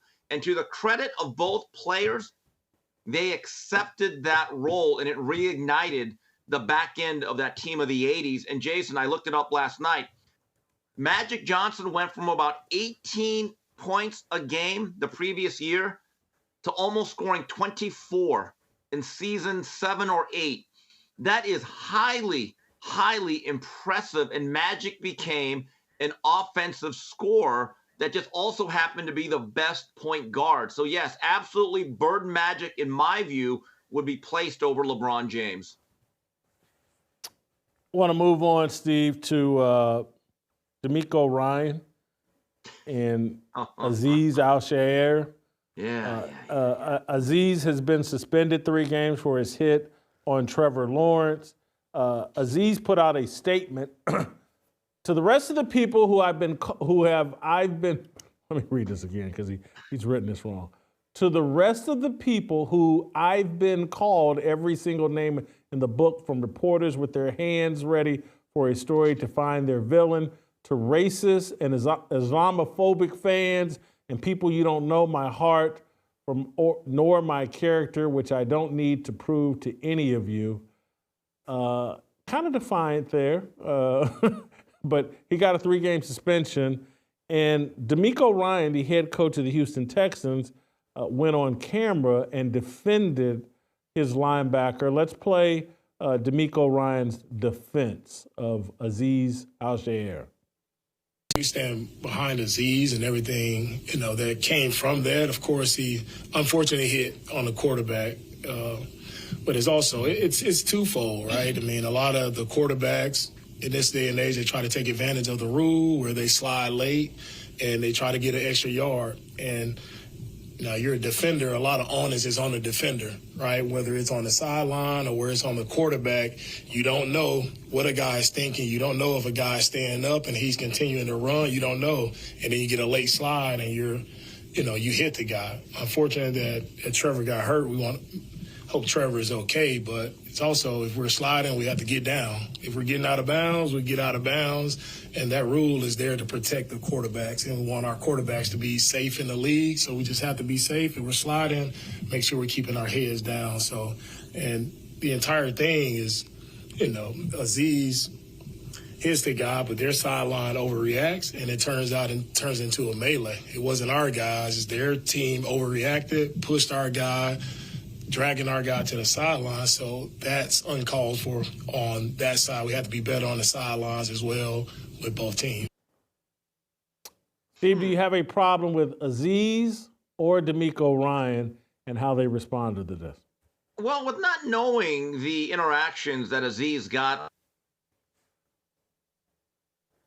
issue. At least I don't look at it that way, but he brought it up. And I believe he's one of those guys that wants to free Palestine, that issue, and that may have brought about certain reactions.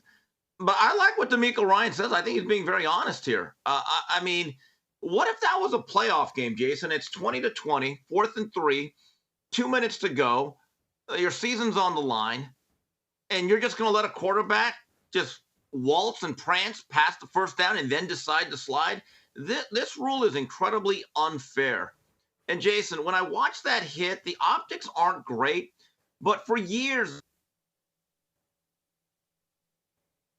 we really did. I still remember a great NFL clip of Eric Kipple, the old Lions quarterback, running towards the sideline in Tampa Bay. And nowadays, this is how far it's gotten, Jason. If a quarterback gets within a yard of the out-of-bounds marker or the sideline, you're not allowed to touch him. Well, wait a minute, isn't he inbounds? And Eric Kipple just got blasted and his helmet came out and went 50 feet up in the air. And guess what? I believe it was just next down. Nowadays, it's probably a flag. You're getting suspended. I think that Demeco Ryans, if I recall correctly, was a linebacker. Okay, so he's going to have a defensive sympathy towards this whole issue. And one of these days, a defender's going to be caught in that catch-22 in an important situation. The team's going to convert the first down. That team's going to lose, and everyone's going to ask him, well, wait, why'd you let up? See the double jeopardy we're putting these defenders in? Yeah, I don't have a problem with what Demeco Ryans said here, just because he is a former defensive player, and he's got to protect his own locker room and his credibility within that locker room with his defensive players, with his entire team. I think what he said is par for the course for any head coach in a playoff race. A team that needs a defense to play tough and physical.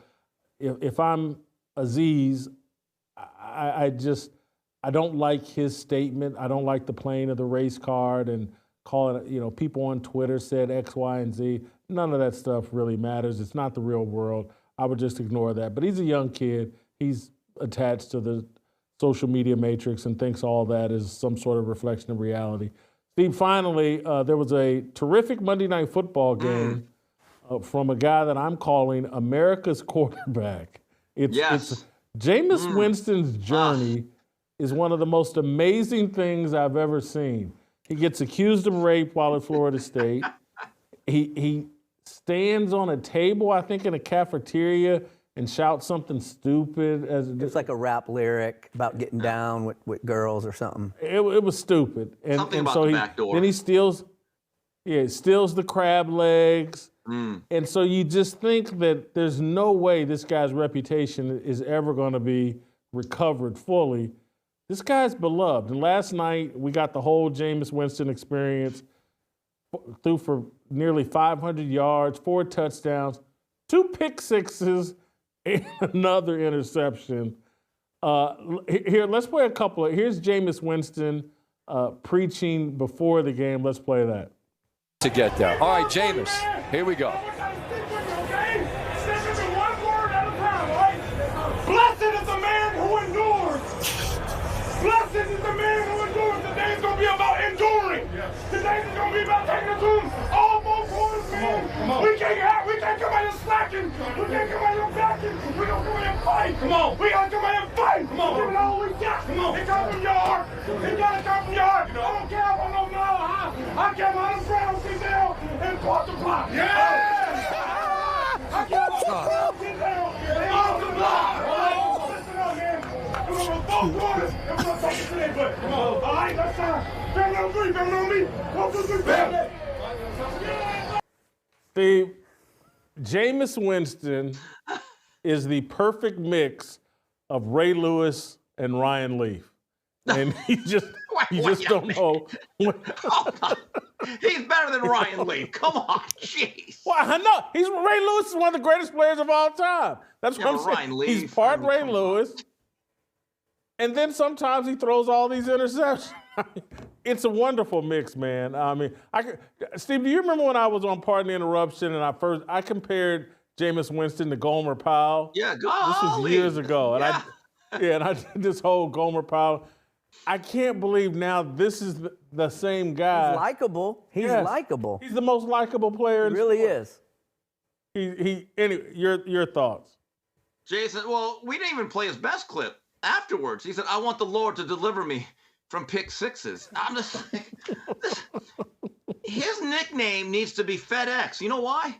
He delivers every single week. And yesterday, I came to this conclusion. He's the greatest, most entertaining show in football. You laugh, you cry, there's highs, there's lows. It's like a roller coaster without a seatbelt on. You may get thrown off. You're going to enjoy yourself. And think about what we saw last night. We finally saw a good primetime game, high-level quarterbacking. Teams are going up and down the field. And every time you think Jameis is going to do something great, he giveth and then he taketh. And I didn't know this, but HBO's mid-season Hard Knocks, I believe, is on that division, which will feature the Browns. Jason, I have set my DVR. I am watching every single episode. But I still say that was a pretty good pregame hype job there by Jameis. But keep this in mind, Jason, there's always going to be one that's not beatable. It's when he ate the W. When he ate the W, he ate the W. Now, he took the L last night, but, I mean, when he ate the W, and you're right. Look, he's a Florida State Seminole. I should hate him. I actually went to a couple games where they beat Miami, 2014 and 15. I can't get enough of Jameis Winston. I can't quit the guy.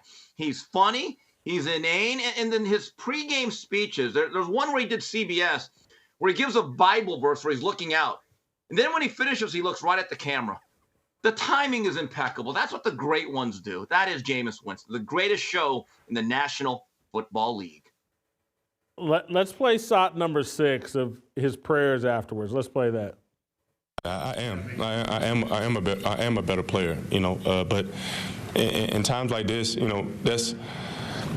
it's an opportunity to continue to glorify the Lord even through the toughest circumstances. I know I'm better than this. I know I'm just praying for the Lord to deliver me from pick sixes. That's not me. Like, a phenomenal game, offense, do some great things, but I messed it up. I don't know how you don't like this guy. I love him. I want to, Steve, let me throw this out there. You guys can use it if you want to, or you can leave it behind. Jameis Winston, America's favorite quarterback. Ooh. There you go. Take that. Quarterback. But I will disagree with Jameis. Jameis, that is you. That is you. I mean, when we look back at Jameis Winston, there's been some great, magnificent quarterback seasons. The one that comes to mind is 1984, Dan Marino, when he blew out the record book in a 16-game season. Kurt Warner, 1999. Certainly some of the years that Tom Brady had, 2007. Couple of Peyton Manning when he threw over 50 touchdown passes. But there's one record that'll never be broken. Jameis Winston went 30 for 30. 30 touchdowns, 30 interceptions. Just think about 33 interceptions, I think. Right. I mean, that is an amazing stat because how many quarterbacks are even allowed to throw 20? This man said, no, I'm getting to 33 while still delivering 30-plus touchdowns. It's the most amazing statistical season in quarterback history for my money. Steve, thank you so much. We got to keep it moving. I got to get to Shemeka Michelle. I want to talk about Serena Williams, and something's going on with her skin. Shemeka's got some thoughts on it. Is she going full Michael Jackson? Is she going Sammy Sosa? You guys remember when Sammy Sosa lost all the melanin in his skin? Is Serena Williams going through the same thing? We'll talk about it with Shemeka Michelle. Next.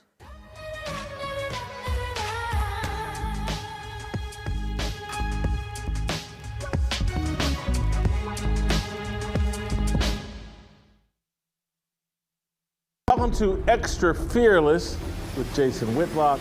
I am Jason Whitlock, your host.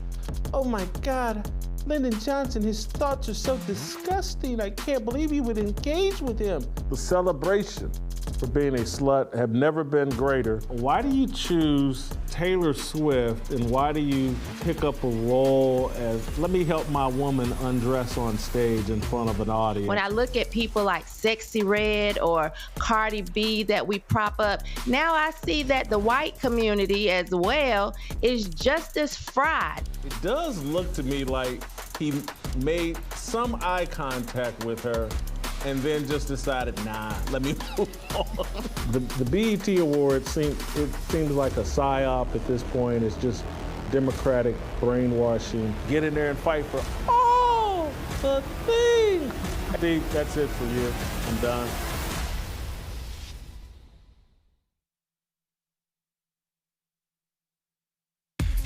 모두 다 빨리 박수 쳐 기다리지 말고 서둘러 Reason that I'm back is to feed you raps I see that you up here.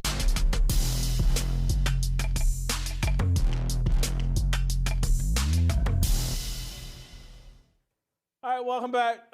Shemeka, the Korean Cosell Michelle, joining us. Shemeka, have you seen this people are accusing Serena Williams of bleaching her skin. Can we put Shemeka on camera? People are accusing Serena Williams of bleaching her skin. Oh, you can't hear? What's the matter? Hello? Oh, she legitimately can't hear us. I thought she was talking. I thought she was cracking a joke. Cut her mic, and we'll play. I want to play Serena Williams denying that she's bleaching her skin. Then usually I go back for a third time, and then I put just that neutral color that is actually my skin color. And no, for you haters out there, I do not bleach my skin. There is a thing called sunlight, and in that sunlight, you get different colors. And if I'm not posting and recorrecting my pictures and posting from my daughter's, she had a play that I was volunteering on and had stage makeup on. Yes, I'm calling you out on this because it is ridiculous that everyone's like, oh, she bleaches skin. I'm a dark Black woman and I love who I am and I love how I look. And that's just not my thing. And if people do it, that's their thing and they have every opportunity and they should. I don't judge, but you guys do. But that's what this world is about. And I stay in my lane, the non-judgy one, and I keep it. But no, I actually don't bleach my skin. So can we just kind of clear that up? Okay, so that's what I do. I start with my Nothing to See concealer. I only did one side of my face. Follow me, you'll see that I got new wallpaper on my bathroom. Hope you guys like it. I actually hate it. I really hate it, but it actually works better for the light. It gives me more of my true color. The color that I've never bleached. All right, Shemeka, I'm gonna, as a beautiful dark-skinned woman, I'm gonna give you the final say here, or the ultimate say here. Do we think Serena's bleaching her skin? You know, Jason, I think this goes back to what we talked about yesterday when we said that you can't correct a Black woman. You can't correct, you can't redirect, you can't steer in the right direction because what we're trying to say, Serena, is that you look terrible. That's ultimately what we're trying to say. You have now turned into the cowardly lion, and we don't like the way you look. If it's all about the sun, you have enough money to fly to wherever you need to go, where the sun is sitting low, and get a little bit of color. You've definitely done something to your lips. You know, probably have some Botox, maybe some fillers in the wrong place, and the wigs. The wigs are just absolutely awful. You have enough money to get the type of hair that we would be surprised if we found out was not yours. Instead, she chooses to wear these baby doll wigs and they look ugly. We don't like them. And so she can call us haters all day long. She doesn't look good. Somebody call King Richard because maybe he can get through. But she just doesn't look good anymore, and she's done too much. We watched her with beads and braids for years. She was never ugly, and now this look, however, it just ain't the move. I'm reluctant because I don't know enough about makeup and what's going on with her complexion. What I will say is I don't like the blonde hair on Black women. I just don't like it. I don't get it. I don't understand it.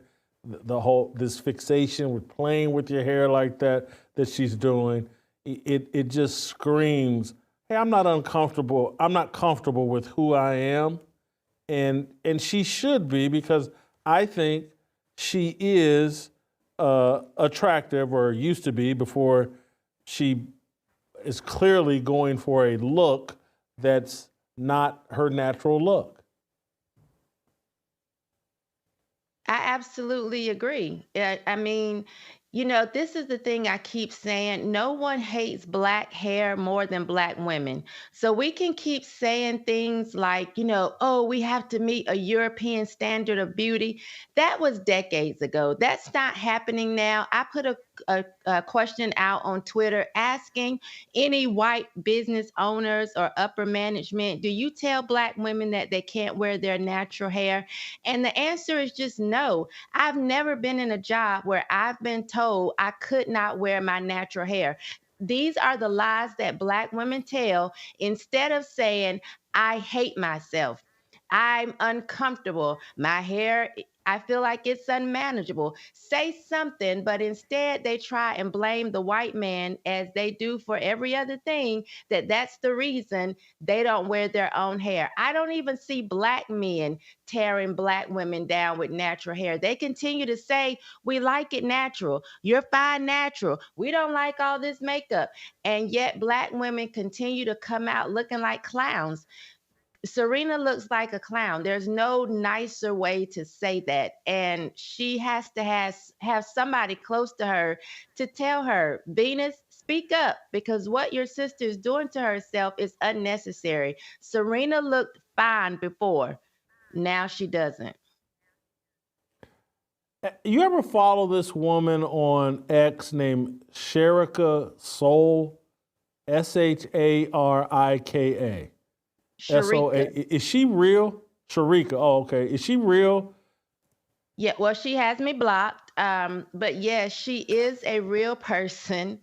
And she doesn't really know who she is or who she wants to be. She's gone from being a Black power to I just love white men and that's it, from a Trump supporter to against Trump. She's all over the place. She's really looking for fame. I heard that she's been on Ghetto Gaggers. I didn't even know what that was until I saw people constantly saying that and then confusing our name at one time. And I'm like, what's the Ghetto Gagger? So I am What is familiar a with Ghetto her. Gagger? As cleanly as you can tell me, what's a Ghetto Gagger? It's Black women who perform fellatio on only white men, I believe. Okay.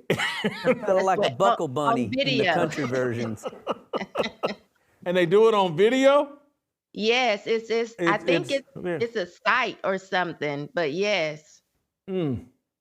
All right, well, you've just caused me to unfollow here because I've been fascinated by her because she posts all these pictures from, it appears to be the 1950s or 60s, of Black women dressed very elegantly, Elegantly. and it's made me follow her. It's like, man, I remember them days. Or, that's how I look at old pictures of my mother and her friends, and they'd have some club and they'd all be dressed and look, and it just, she kind of celebrates old school natural beauty, and it kind of fascinated me. Then that's the new grid. Okay. Yeah. All right. Well, now I'm on follow. You just Kind of looks a little AI-ish. Like it does. It does. That's why I was wondering, like, is it even real?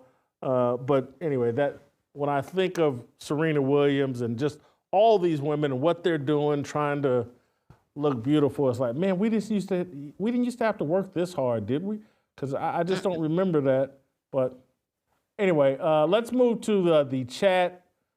I'm still looking for ideas because it looks like I think Colorado's headed to the Alamo Bowl. I'm still looking for ideas, and someone can email me, fearlessblazeshow@gmail.com.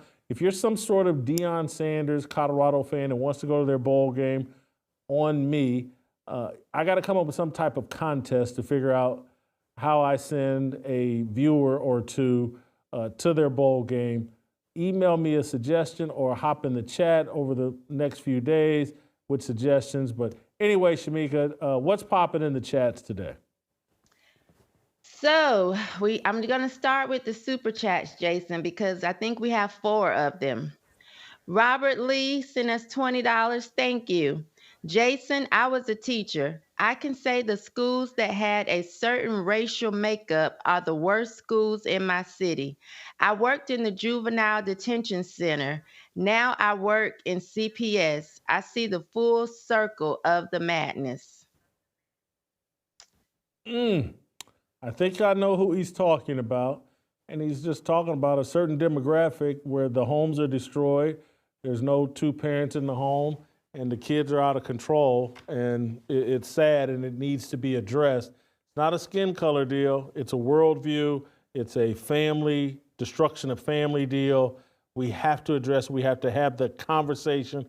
This is why the truth and free speech are so important. Next. Robert Lee paid to play today. He also said, when I was a teacher and now as a caseworker, it's all about protecting a certain racial group. We have seminars that blame racism instead of the real culprit, the absence of God and family. It's so factually obvious and true. I don't understand how this isn't a daily conversation and we sit around and talk about, oh, this white person or that person doesn't like us and therefore we can't do X, Y, and Z. It's all a lie and a myth. And I just hope we're moving towards sanity and reality where, again, we can have these conversations, not just on this platform, but on all platforms. Next. Lee Hub seemed to disagree. Super Chat said, Robert Lee is silly. BLM matters. I voted MAGA. Hashtag FBA. Oh, here we go. The old, what is that? Foundational Black. What's the Foundational FBA? Black What's American. the A stand for? Americans. Oh, Foundational Black American. American. Yeah, Yes. yeah. Just call yourself an American and Black Lives Matter. All lives matter, buddy. Everybody knows that. Next. Lee Hub paid to play today. He said, Jason needs to listen to Tariq Nasheed or the Black Manosphere. He is late in the game. He is also wrong on Penny. Hashtag FBA. Wrong on Penny. What's he talking about there? I guess your That's take some on slang I'm Daniel not- Penny. Oh, Daniel Penny. Why was I thinking of Penny Hardaway? I'm wrong on Daniel. I'm not wrong on Daniel Penny. I'm dead right. And Tariq Nasheed, hasn't he switched positions 3 or 4 or 5 times? Didn't he go from hating Trump to supporting Trump to who knows? What is his position on anything? Is he pro reparations? I can't remember. You know, is Tariq Nasheed, is he even real? Sometimes I think he's AI. I think he's real. Oh, I'm not joking. Is that fun? I thought he was AI. I thought he was just you laughing, but I legitimately thought like, is this dude even real? But anyway, next. Rusty Shackelford says Whitlock is the best. Nate H Rusty, says, I agree. Yes, Nate H says Whitlock is on fire today. Thank Just you, giving Nate. you your praises, yes. Lastly, Joe Whitaker says, Whitlock, you are wrong. The man should have let the guy go the moment the other 3 men came up, but he chose to keep that man in that chokehold anyway. I believe he means hold, hopefully not a choke hold. Too long, and that's the charge. He should step away, period. Look, did he make a mistake and potentially hold on too long? Maybe. I don't think that killed him. I think the guy's poor health, drug abuse is what killed him. He's malnourished, he's used drugs, and he was in poor health. I don't think it's worth sacrificing Daniel Penny's life for a mistake that, literally any man could have made, because maybe he lets him go a minute earlier or 2 minutes, but the guy still, because of the struggle, still perhaps goes into cardiac arrest or whatever happened that killed him. I disagree. If Daniel Penny, if they had brought something to the trials like, man, Daniel Penny got kicked out of the Marines because he was so racist against black people. Daniel Penny had some history of, all these people, women came forward and said, oh, he abused me, or black people came forward and said, I had this bad interaction. The worst thing they got on Daniel Penny is he called Jordan Neely a crackhead. I just don't think this man needs to be going to prison. This man, if Hunter Biden can get a pardon, Daniel Penny should be found not guilty and get to carry on with the rest of his life. It doesn't help society locking up Daniel Penny. No one's safer. No, maybe a Jordan Neely's of the world, or people that are public nuisances and have a history of violence. But anyway, Shemeka, if you got a final thought, I'll let you give it. If not, we'll bounce. I'm just now, I wonder where his mind was, because I'm trying to figure out now if I got a chokehold. I don't know.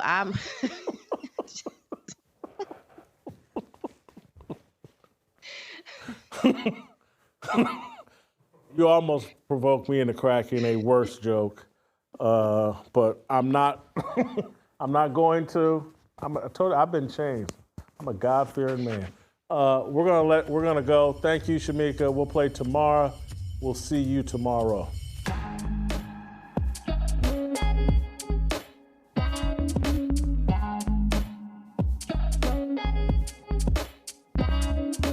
Waiting for the countdown, coming off the breakdown, standing in line for freedom. Looking for a breakout, feeling like a standoff, nothing in life like freedom. Came in like a fighter, striking like a ladder, making all these moves for freedom. I want freedom. No negotiation, my sister, no relation. We all just wanna have freedom. Sitting on a corner, never been alone. I'm breaking my back for freedom. Blessed, we are living, get back. We are receiving, all deceiving. We all wanna be free. We want